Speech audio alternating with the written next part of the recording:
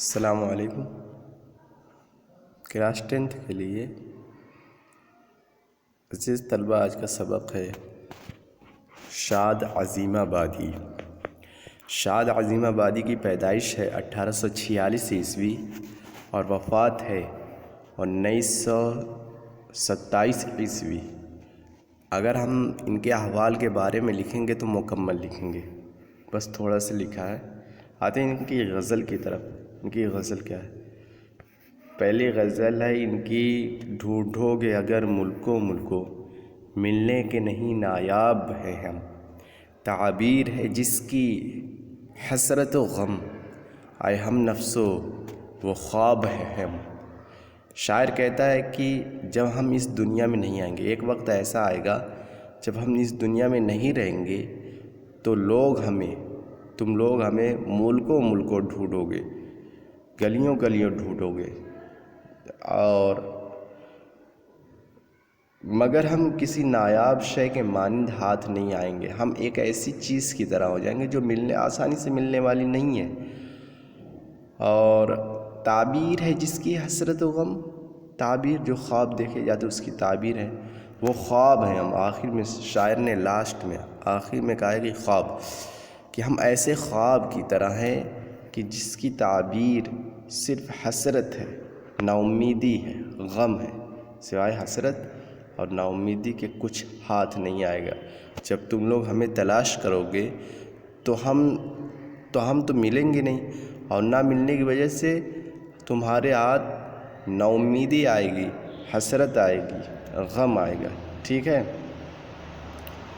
اب کہتے ہیں کہ اے شوق پتہ کچھ تو ہی بتا، اب تک یہ کرشمہ کچھ نہ کھلا، ہم میں ہے دل بیتاب نہا، یا آپ دل بیتاب ہیں ہم۔ اے شوق پتہ کچھ تو ہی بتا، اب تک یہ کرشمہ کچھ نہ کھلا۔ شاعر یہاں پر تجاہل عارفانہ سے کام لے رہا ہے۔ اے شوق پتہ یعنی اپنے ہی اس سے شوق سے پوچھ رہا ہے کہ اب تو ہی بتا، اب تک یہ کرشمہ کچھ نہ، اب تک یہ راز جو تھا، اب تک یہ جو راز تھا راز ہی رہا ہے۔ وہ راز کیا ہے؟ ہم اس میں ہے کہ ہم میں ہے دل بیتاب نہا، یا ہم میرے اندر کوئی ایسا دل ہے جو تڑپ رہا ہے، جو کسی کی محبت میں تڑپ رہا ہے، یا آپ دل بیتاب ہیں ہم، یا ہم خود بیتاب ہیں، ہم خود بے چین ہیں۔ ٹھیک، ہم میں ہے دل بیتاب نہا، یا آپ دل بیتاب ہیں ہم۔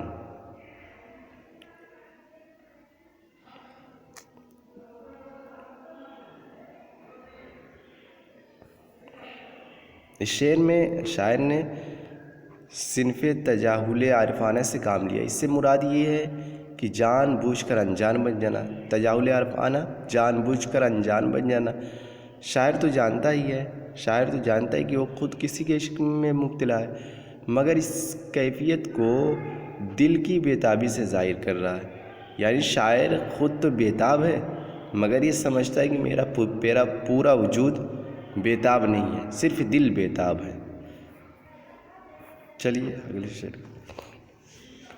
ہے دل میں تڑپتے جی بھر کر، پر ضعف نے مشقیں کس دی ہیں، ہو بند اور آتش پر ہو چڑھا، سیماب بھی وہ سیماب ہے ہم۔ کہتے ہیں ہے دل میں تڑپتے جی بھر کے، ضعف مانے کمزوری ہوتا ہے، مشقیں کس دینا یعنی ان کو رسی سے باندھ دینا۔ ہاں، کہتے ہیں کہ ہم ہے دل میں تڑپتے جی بھر کے، پر ضعف نے مشقیں کس دی ہیں، ہو بند اور آتش پر ہو چڑھا، سیماب بھی وہ سیماب ہے۔ شاعر کہتا ہے کہ ہم جی میں خوب تڑپتے ہیں، لیکن کیا کریں، محبوب کی یاد میں ہمارے اتنے اشک بہہ چکے ہیں، اور محبوب کی یاد میں ہم اتنا تڑپ چکے ہیں کہ کمزوریوں کی وجہ سے اب مزید ہم سے کچھ نہیں ہو سکتا ہے۔ پر ضعف نے مشقیں کس دی ہیں، کمزوری ہم پر حاوی ہو چکی ہے۔ پر ضعف نے مشقیں کس دی، کمزوری ہم پر حاوی ہو چکی ہے، اب ہم اس سے زیادہ کچھ نہیں کر سکتے ہیں۔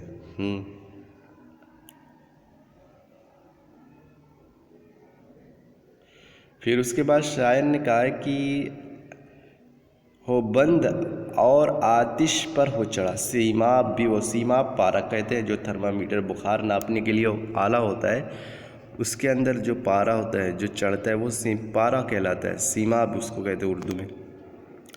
کہتے ہو بند، کہتے بند بھی ہو اور آتش پر ہو چڑھا، اور اس کو آگ پر چڑھا دیا جائے، سیماب بھی، وہ اس پارے کو آگ پر چڑھا دیا جائے، وہ سیماب ہے، وہی سیماب ہم بھی ہیں، وہی پارا ہم بھی ہیں کہ اگر اس کو کھول دیا جائے تو وہ فوراً ابل پڑے، لیکن یہ ہے کہ اس کو بند کر کے رکھا جاتا ہے۔ ایسے ہی ہم بھی ہیں، ہم ہے دل میں تڑپتے جی بھر کر، کہ ہم اپنے دل میں جی بھر کر تڑپتے ہیں، پر ضعف نے مشقیں کس دی ہیں، پر کیا کریں کمزوری ہم پر حاوی ہو چکی ہے، ہم کمزوری کی وجہ سے اس کو ظاہر نہیں کر پا رہے ہیں، اور ہماری حالت ایسی ہو گئی ہے کہ ہو بند اور آتش پر ہو چڑھا، بند کر کے پارے کو آگ پر چڑھا دیا جائے، اگر اس پارے کو کھولا جائے گا تو وہ بہت دور تک اس کا اثر جائے گا، وہ پوری تیزی سے اچھلے گا۔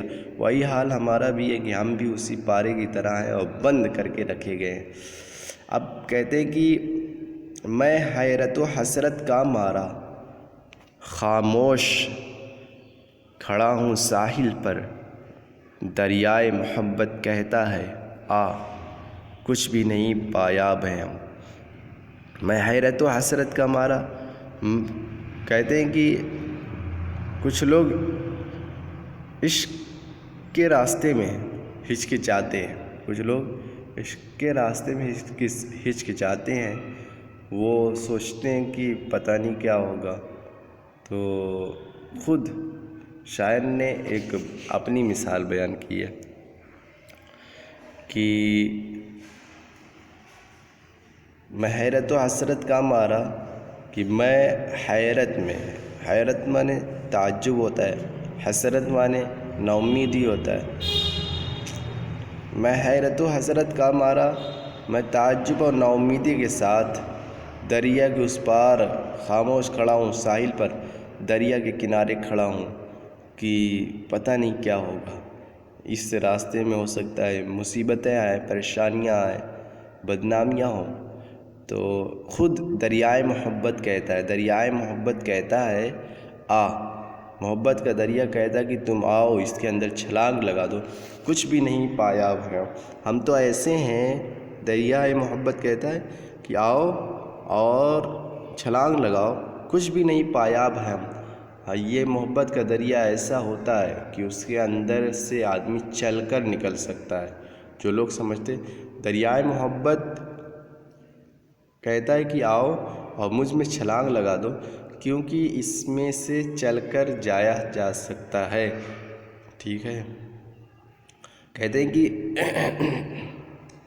لاکھوں ہی مسافر چلتے ہیں، منزل پہ پہنچتے ہیں دو ایک۔ کہتے ہیں کہ عشق کے راستے میں بہت سے لوگوں کی کہانیاں مشہور ہیں، لوگ چلتے ہیں اور اپنی منزل تک نہیں پہنچ پاتے ہیں، صرف پہنچنے والے میں دو ایک ہی رہتے ہیں۔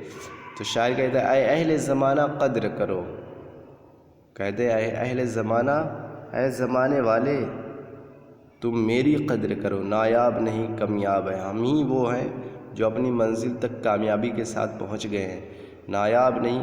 ایک تو اوپر شاعر نے نایاب کہا، دوسرے میں کامیاب کہا۔ نایاب مانے جو چیزیں بڑی مشکل سے ملتی ہیں، اور کامیاب یعنی اس کا بھی شمار کم ہی ہوتا ہے، کم ہی یہ چیزیں ملتی، کم ملتی۔ تو اے اہل زمانہ قدر کرو، نایاب نہیں کامیاب ہیں ہم نایاب نہیں کامیاب ہیں، کہ ایسے کم ہی لوگ ہوتے ہیں، ایسے کم نایاب ہوتا ہے جو چیزیں پہلے بہت ہوتی ہیں اور پھر اچانک اس میں سے چیزیں غائب ہو جاتی ہیں، اور کامیاب کا مطلب یہ ہے کہ پہلے ہی سے کم ہوتی ہے، پہلے ہی سے کم ہوتی ہے۔ یہ سمجھو کہ اے اہل زمانہ قدر کرو، نایاب نہیں کامیاب ہیں ہم۔ اے اہل زمانے والے تم ہماری قدر کرو، ہم نایاب نہیں بلکہ کامیاب ہیں، ہمارا شمار ہمیں کم ہی لوگ دیکھ پاتے ہیں یا پہچان پاتے ہیں اور مل پاتے ہیں. ٹھیک ہے. اس کے بعد ہے مرغان قفس کو پھولوں نے اے شاد یہ کہلا بھیجا ہے، آ جاؤ جو تم کو آنا ہو، ایسے میں ابھی شاداب ہیں ہم. مرغان قفس کو پھولوں نے اے شاد یہ کہلا بھیجا ہے. کہتے ہیں کہ یہ موسم بہار ہے. مرغان قفس کو پھولوں نے موسم بہار ہے. ٹھیک ہے. موسم بہار ہے اور ہر طرف ہریالی ہے، مگر پھولوں کے چاہنے والے پرندے پنجرے میں بند ہیں. مگر جو ان کو چاہتے، جو ان بہاروں کو چاہتے ہیں، وہ